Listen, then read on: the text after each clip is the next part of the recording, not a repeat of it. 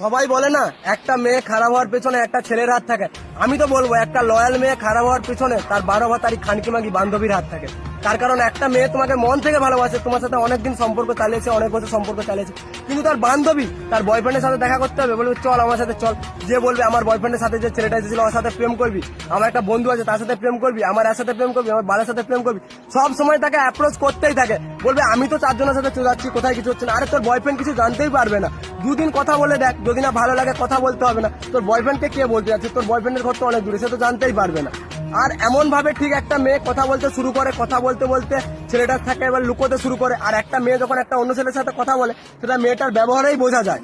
But মেয়েদের বুদ্ধি আটুতে থাকে, এমন এমন কাজ করে, ছেলেকে ব্লক করে ফোন করবে, ফোন করে বলবে যে বাবা ফোন করছিল, রাত 12টার সময় বলবে যে মাসি ফোন করেছিল, তাই অন্য করে ব্যস্ত ছিল।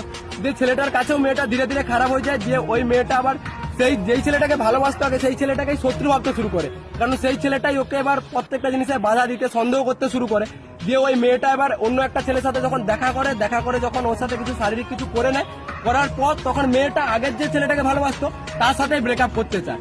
এভাবেই ধরতে গেলে একটা মানে ভালো মেয়ে, লয়াল মেয়ে, সে খানকিতে পরিণত হয়। আর একটা ভালো ছেলের জীবন, যার কোনো দোষ নেই কিছু নেই, যে মন থেকে 100% ভালোবেসেছিল, সেও নষ্ট হয়ে যায়, সেও খারাপ হয়ে যায়।